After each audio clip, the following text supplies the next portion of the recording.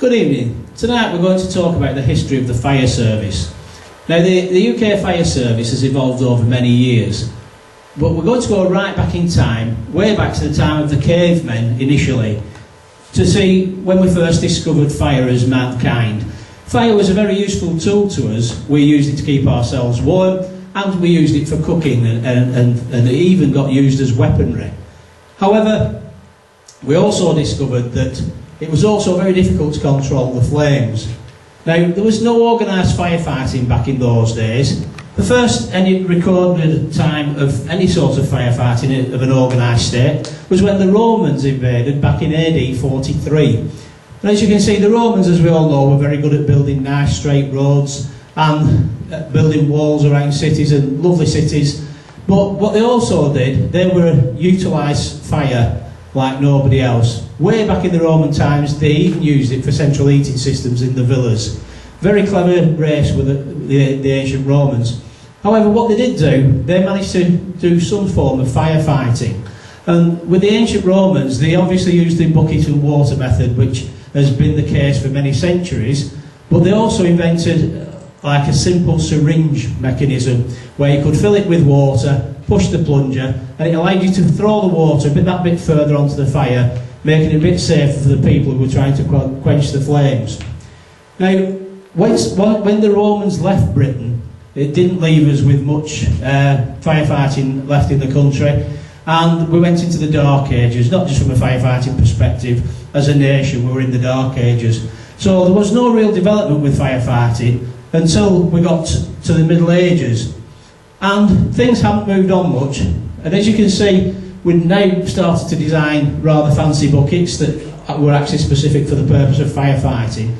But at this period, up into the 1600s, firefighting had been organised by the parish councils. So there'd been some thought given to it, but no real structure, and certainly no structure across the country. We just had parish councils organising firefighting, and as such, should a property catch fire, then the word went out, everybody came rushing with the buckets of water, and chains were made from the ponds, from the lakes, whatever, right up to the house on fire. Anything that was to hand, ladder-wise, people just did the best to put the fires out. Now, that worked all right for a while, but the problem was that all the properties back in those days were predominantly made out of timber, and the drier the timber, the better fuel for a fire.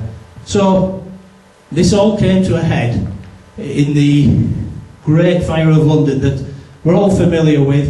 1666, in a baker's shop in Pudding Lane, something went wrong. It caught, the building caught fire.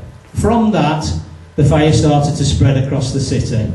Now, as we said, there was only parish firefighting back in those days, and we're still talking buckets of water.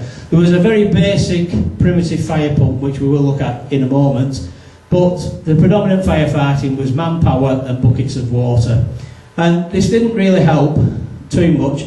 The plus side with the Great Fire of London, it did actually clear out the plague somewhat, so lots of rats died in the fire, and there's conflicting records about human life lost in the fire, but it's kind of agreed that there's no more than 16 people died, which when we look at how far the fire spread in a moment, is quite amazing. However, building-wise, it was a different story. 13,000 houses were destroyed in the fire. There was 89 churches destroyed and 52 guild halls. Now, the problem was, as I say, it was very basic firefighting, throwing buckets of water on. And back in those days, one of the acknowledged ways to stop a fire spreading across a city was to demolish the properties either side. Now, that was a good idea, except for the Lord Mayor at the time, Lord Mayor Bloodworth. He was concerned about demolishing properties because he realised the extent of the fire and realised the cost that might be involved in rebuilding. Therefore, he was loath to do it. But the fire just carried on for a few days. It actually went over 4 days, and as you can see from the illustration, it was quite, as you can imagine, would have been quite a fearsome sight. However, eventually the king of the time, King Charles II, by royal command, he ordered that the fire breaks were created, and he actually sent the command down with, of all people, Samuel Pepys. So at that time then, they decided to start demolishing properties. They even used gunpowder to assist in this so as they could do it quicker.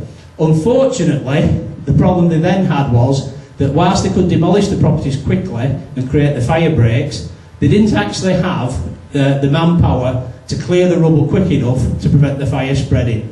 So they carried on fighting it, as I say, for 4 days, and you can see how it spread. On the Sunday it was confined to a relatively small area, a bit further on Monday, but Tuesday and Wednesday it spread quite a way across the city. So from this it created problems. The King and the government at the time realised that something needed to be done about firefighting and the prevention from fire. And at this point in time, the first real fire safety legislation was introduced by King Charles II, and he decreed that on the rebuild, any future properties had to be built out of brick rather than out of timber, and he also stipulated they needed to be further apart. And in reality, this is the first recorded fire safety legislation we have in the country.